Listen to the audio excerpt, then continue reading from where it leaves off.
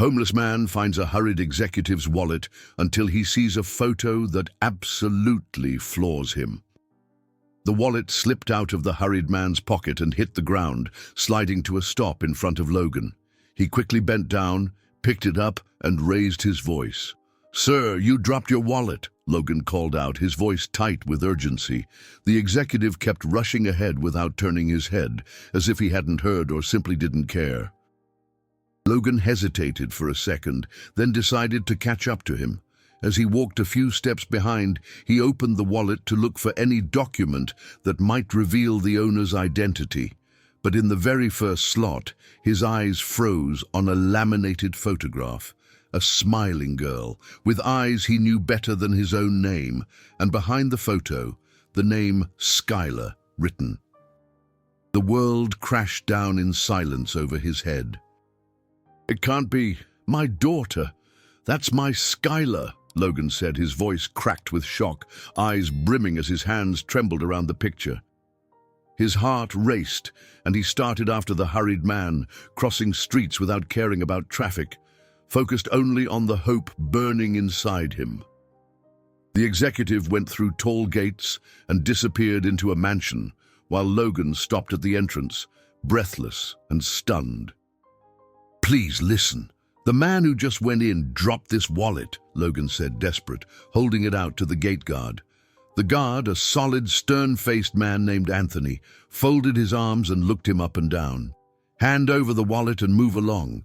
This isn't a place for you," Anthony said in an authoritative voice. "I did find it, yes, but I can't just hand it over. There's a photo inside. My daughter's photo, my Skylar," Logan pleaded, voice raw.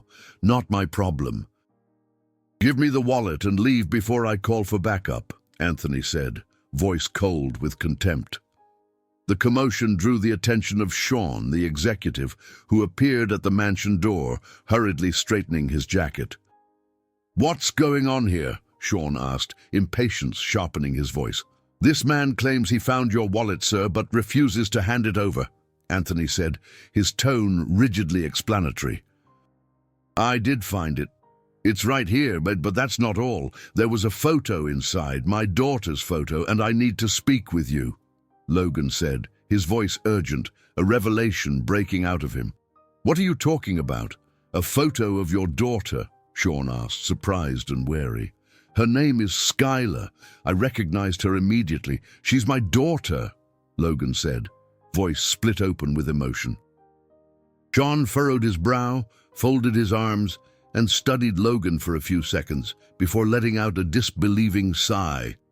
"Look, I'm not falling for some cheap scam. I've seen people make up any story to squeeze money out of me. My little Skylar is not going to be part of your tricks, and I won't let you get near her with this miserable con. Hand over the wallet and disappear," Sean said, voice icy with disdain. "It's not a scam, please, I'm begging you. Just give me 1 minute," Logan pleaded, desperate. "Enough! I don't have time for this.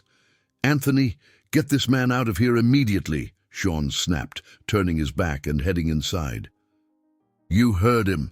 Conversation's over," Anthony said curtly. Without giving Logan a chance to respond, Anthony yanked the wallet from his hands and shoved him hard out through the gate. Logan's body hit the rough sidewalk, pain slicing through his chest as if he'd fallen off a cliff. He lay there, stunned, watching the heavy door shut in his face while the mansion swallowed the man, and the photo that had just ripped out his soul. The next few days were stretched like a tight wire. Logan kept his distance, learned the rhythm of doors opening and closing, waited across the street, counted steps, memorized shadows. Until one afternoon, he saw a car pull up and a woman step out with a perfect bun, holding the hand of the girl from the photo. "It's her. It's Zoe, my ex-wife. And she's with my daughter," Logan said, choked with memory. "Dad! Hurry, Dad!" Skylar said, her voice bright with innocence. "I brought what you asked for. Get inside. I don't want strangers staring," Zoe said, voice crisp with control. "She called him Dad," Logan said, gutted with disbelief. That single word cut through Logan like a blade. He backed into the shadows, stomach twisting, and every light laugh from Skylar seemed to confirm that time had paved a road between father and daughter, poured over with well-crafted lies. I need to make sense of this. I'm not crazy. They stole my daughter from me, Logan said, dazed with fury. The next morning he knocked on Genesis's door, an old friend of Zoe's. It took a moment for her to recognize the gaunt face behind the beard and the marks of time, but when she heard the girl's name, she covered her mouth like someone trying to hold back a scream before it tears the whole house down. You came because of her. I knew this day would come, Genesis said, her voice heavy with guilt. I don't even know where to start. When Zoe vanished with Skylar, I searched like a madman, went to the authorities, begged, but they said there was nothing they could do.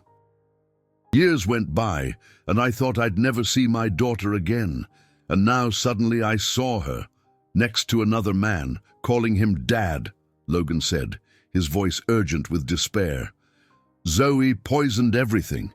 She convinced Sean they'd slept together at a party, said he was drunk and told him Skylar was his daughter. When he asked for proof, she brought a DNA test. Fake, Genesis said, her voice trembling with shame. Fake?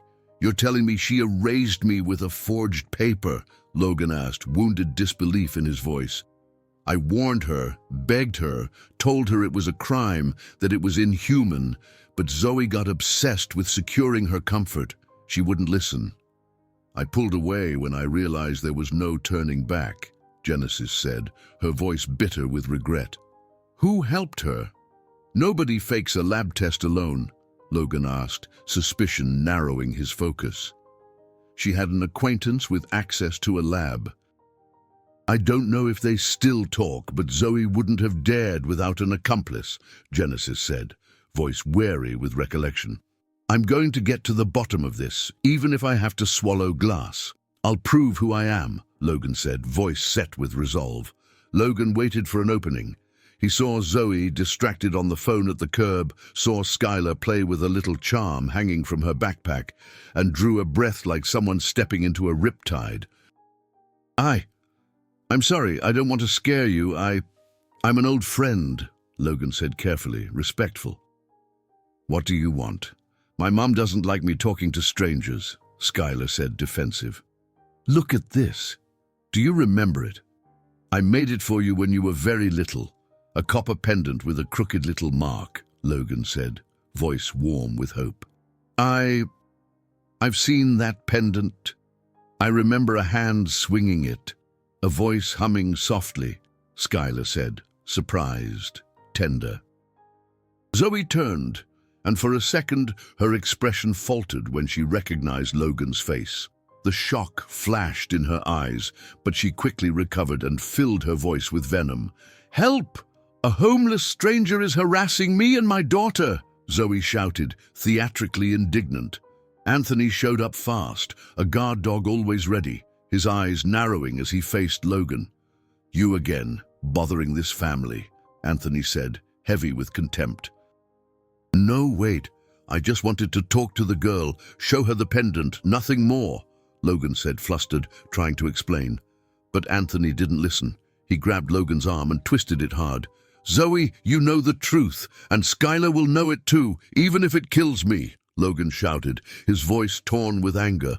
Anthony dragged him out to the street, tossed him like a sack to the ground, and before leaving, kicked him.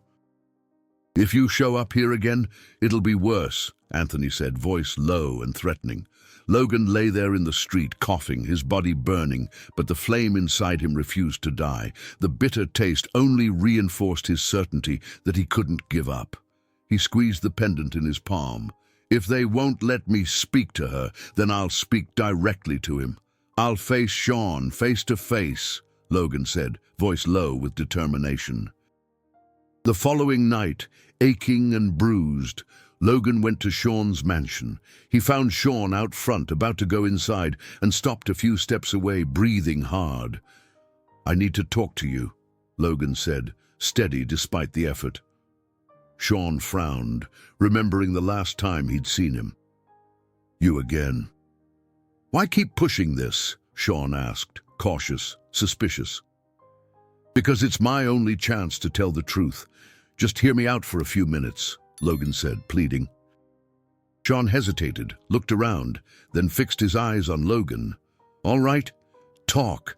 I want to hear what you have to say, Sean said, voice firm with a decision. Logan drew a deep breath, chest burning. You need to know who the woman living by your side really is. Genesis, an old friend of hers, told me everything. The story about the party. She said you were drunk and that you slept together. A lie. Then when you asked for proof, she brought a DNA test. Forged, Logan said, voice hard with accusation. Sean's eyes narrowed, his mouth tense. You're telling me Zoe built all of this on a sham? He asked, disbelief weighing his voice. Exactly, and it's more than that. Skylar, she's my daughter. Zoe took Skylar from me. When she disappeared with her, I searched like crazy, went to the authorities, begged, but they said there was nothing they could do. I spent nights on the streets believing I'd never see my daughter again, and now I find out she used a lie to erase me and put you in my place, Logan said, voice steady with pain and certainty. That's absurd. But there were things that never quite added up, Sean said, doubt creeping in. Before he could ask more, quick steps echoed in the hall and the door flew open. Zoe burst in, eyes blazing. What is the meaning of this? Who let this man in? Zoe shouted, furious. I came in because he needs to hear the truth, Logan said, defiant. You won't slander me in front of my family. Get this bum out of here now, Zoe barked. Wait, he brought things that don't line up with what I know, Sean said, wavering. Don't fall for this cheap theater. He's an opportunist who wants to take what's ours. If you keep listening, you'll end up deceived, Zoe snapped, slicing the air with her words. Sean looked at Logan, then at Zoe. Doubt was clear in his eyes, but the weight of her fury fell over him like a shadow. Get out! Don't come back! Sean ordered, his voice hard, though his eyes betrayed uncertainty. Logan took a breath, faced them both, and without resisting, walked out with heavy steps, his chest burning hotter than the old bruises. I'll be back, even if I have to tear this castle down stone by stone, he said, stubborn and brave. Over the next days, Logan started greeting everyone who went in and out, offered to help carry bags, waited across the street until a young housekeeper named Mary lifted her eyes and let a quiet discomfort show. Sorry to approach you like this. My name's Logan. I don't want to put you at risk, but I need a photo of a document in the house. A DNA test, Logan said, cautious but urgent. How do I know you're not lying? Mary asked, uneasy. You don't. But I'm Skylar's real father, and I have this. It's hers. I made it for her, and all I want is for the truth to come out, Logan said, sincerely appealing to her. I watched that girl grow up. She deserves to know who she is. But if I get caught, I lose everything, Mary said, tense with fear. I lost everything too, and I'm still here, not to get revenge, but to give her back what was taken, Logan said, voice thick with conviction. I'll try, but you have to promise no one will know it was me, Mary said, gathering her courage. The night felt endless. When the door finally opened, Mary hurried out, glancing around before approaching. In her hands was a folded page. She handed it to Logan in silence and left quickly without looking back. Logan unfolded the paper with shaking hands. It was an image of a test, stamped with a well-known lab seal, and at the bottom, the signature of the person who had validated the result, Linda. With that name and the lab stamp on the page, Logan didn't need much more. All he had to do was follow the lead, and that's what he did. He walked with purpose until he stopped in front of a plain door, the place where the truth might finally begin to open. I need to speak with Linda. It's urgent. It's about a test that bears her signature, Logan said, tense, demanding. Who are you, and what do you want with me? Linda asked, startled and defensive. You signed a fake test that took my daughter from me, and now you're going to tell the truth, Logan said, voice hard with anger. I don't know what you're talking about. Please leave, Linda said, wavering in denial. I have a photo of the test with your signature. I have the damned-up pain of someone who lost his child. And I'm ready to go to the authorities right now, Logan said, relentless. Don't do that. I was forced. I was going to lose my family. I had no choice, Linda said, voice breaking with guilt. Who forced you? Logan asked, incisive and urgent. Zoe blackmailed me, said she'd expose an affair of mine. I was terrified. I falsified the test. I've carried the shame for years, Linda confessed, ashamed.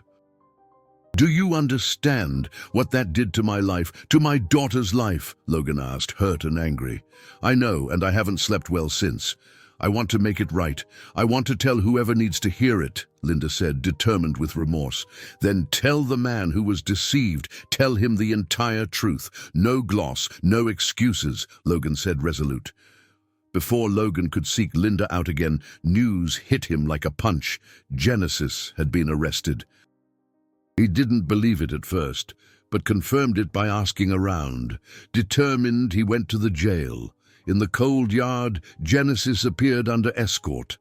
Tired eyes and her spine straight, like someone who'd lost the ground beneath her, but not her center. I came because I heard you were arrested. What happened? Logan asked, distressed. They spread a story that I was skimming donations at the school where I work. The school started proceedings, suspended me, and soon after came pre-trial detention. I have no doubt Zoe planted it all, but I don't regret it. The truth needs someone to carry it, Genesis said, voice steady with courage. I'm going to get you out of this, but I have to take it one step at a time. Today, I already have the name and the word of the accomplice who helped Zoe fake the test, Logan said, hopeful and focused. Then go all the way, Logan. Do it for me, and above all, for Skylar, Genesis said, emotional, encouraging him. A few hours later, across town, Linda drew a deep breath in a room where Sean waited, hands folded on the table. Thank you for seeing us. She needs to talk to you, Logan said firmly. Who is she? Sean asked, tense, not hiding his distrust. I'm Linda. I falsified the DNA test that said Skylar was your daughter, Linda said, voice unsteady. Sean was silent for a few seconds, studying her face. Do you realize what you're saying? This is very serious, and I need proof, Sean said carefully, keeping himself in check. I have it. Zoe blackmailed me, said she would destroy my marriage unless I altered the test. I caved. I signed. And I've regretted it ever since, Linda said, tearful. Show me what you brought, Sean said, firmer now, less defensive. Linda handed over an envelope. Sean leafed through it slowly, and his expression crumpled until his hands began to shake. I spent years believing something that wasn't true, Sean said, devastated. You loved Skylar, that's real, but they erased me from her life to build this lie, Logan said, hurt. I'm going to support you in the fight for your daughter. I can't live in this theater anymore, Sean said, voice grave with resolve. She won't accept it. She'll strike back, Logan warned. If she wants a war, she won't have my silence anymore, Sean said, steady. All I want is justice, and a chance to start over with my daughter, Logan said, voice thick with emotion. Linda lowered her eyes, breathing out in relief. I'll gather more evidence, she said, more certain now. Do that, but be careful. Zoe doesn't forgive betrayal, Sean said, serious. Before Logan left, Sean opened a drawer, took out a simple cell phone, and placed it in Logan's hands. Keep this. I don't want you to disappear again without me being able to find you, Sean said, voice sober with concern. Logan left with the pendant in his pocket, heavy like a compass, and now the phone clutched in his hand. For the first time in years, he breathed without feeling like he was grinding his teeth. He spent the next hours between alleys and corners, Time seemed frozen until, a day later, the simple phone buzzed in his hand, snapping reality back in short jolts. "Pick up. It's urgent." "We need to talk now," Sean said, tense. "I'm here. What happened after I left that day?" Logan asked, cautious, uneasy. "She snapped, yelled that you two set her up, and now I just got a message from her attorney. She's going to sue us, both you and me, at the same time," Sean said, incredulous and strained. "Sue for what? What else did she make up?" Logan asked, alarmed and angry. "She says you're stalking the family and tried to take Skylar by force, and that I psychologically destroyed her for years. She wants half of everything I own," Sean said, bitter with shock. "So this is the moment she burns it all at once." "I expected a low blow, but not two at the same time," Logan said, steady in resistance. "I don't know how to play this dirty game, but I'm not backing down." "Not now," Sean said, resolved. Through the night, Logan barely slept. His body throbbed, but his head hurt worse. He knew Zoe hadn't played her last card.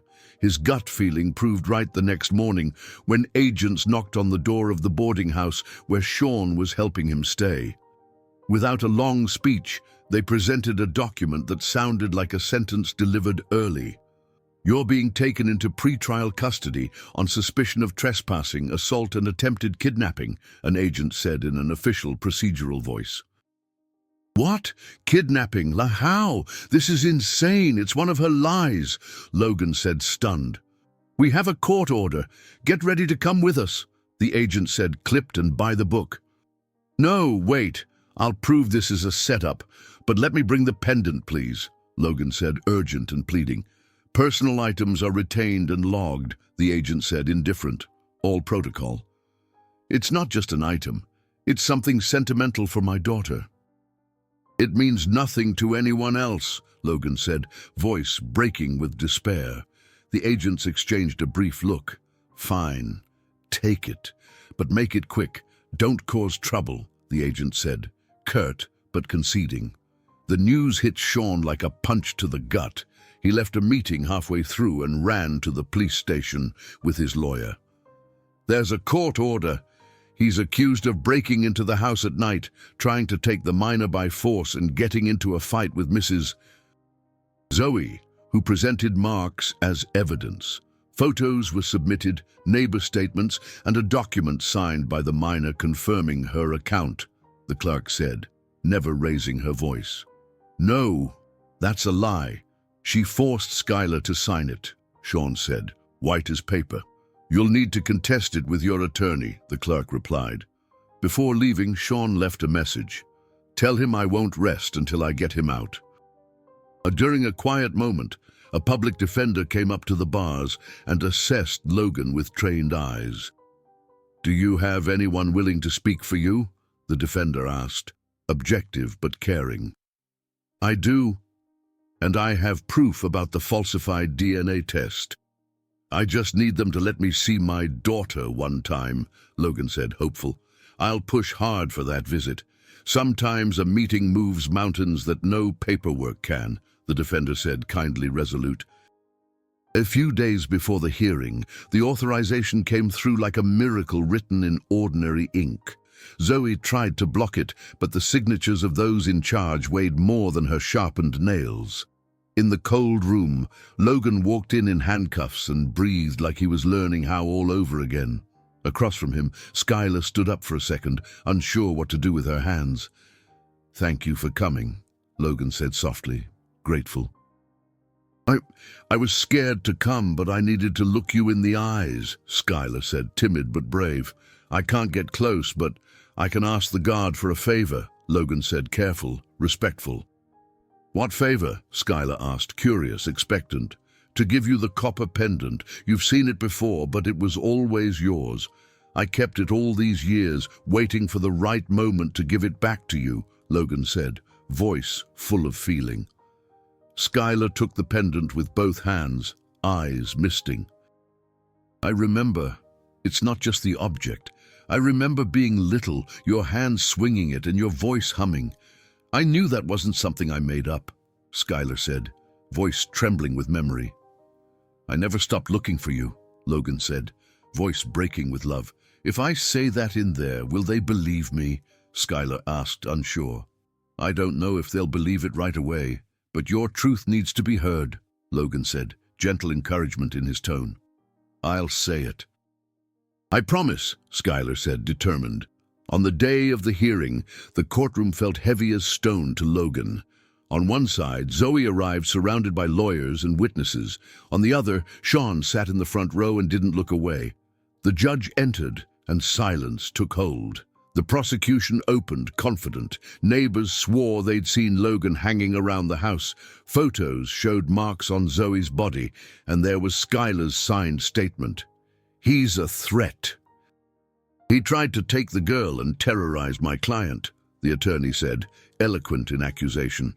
I'm the victim of this theater, and my daughter is too, Logan said, firmly challenging the narrative. They called Sean. The room held its breath. I was deceived for years. I believed a falsified DNA test and built a life on that lie, Sean said, voice grave with confession. They called Linda. Shaking, she held up an envelope. I altered the DNA test at Zoe's request, under blackmail. Here are the records, Linda said, voice trembling with courage. Lies! She's lying to protect that bum, Zoe shouted, furious and unraveling. They called Genesis, in handcuffs, head held high. I told Logan the truth and was destroyed for it. I was suspended and arrested because Zoe spread slander about me, Genesis said, steady and accusing. Enough of this act! All of you are conspiring against me, Zoe screamed, hysterical with rage. The judge called Skylar. She walked to the front, gripping the pendant tight. This pendant is my dad's, Logan's. I remember him rocking me to sleep with it, Skylar said, voice shaking with memory. And the statement you signed? The judge asked. My mom made me. I cried. I said I didn't remember, but she told me it was for my own good, Skylar said, tearfully telling the truth. You ungrateful girl! I gave you everything and you stabbed me in the back, Zoe screamed, wild with hate. The judge's gavel cracked hard. This court dismisses the charges against Logan, rejects the suit against Sean, and opens criminal proceedings against Zoe for fraud, forgery, and perjury. As for Genesis, she will await trial on release, and Linda's role in the falsification will be duly investigated, the judge said, voice cutting with justice. Handcuffs closed around Zoe's wrists as she thrashed. This is a setup! You'll all pay for this! Zoe screamed, seething with hatred. Logan closed his eyes and breathed like it was the first time in years. I only wanted the truth, and today it won, Logan said, voice full of relieved emotion. Skylar ran to him and hugged him, crying. The pendant clenched between her fingers like a key back home. Logan wrapped his arms around her, feeling the weight of all those years dissolve in that moment. Sean stood by their side, another person who had been a victim of the same lie. Logan looked up at him and for the first time didn't see a rival. He saw someone who had suffered alongside them. And so the three of them left the courthouse, united by pain, but also by the truth that had, at last, prevailed. If you enjoyed this story, don't forget to subscribe to the channel, leave a comment, give it a like, and activate the notification bell so you don't miss any of our upcoming videos. See you in the next story.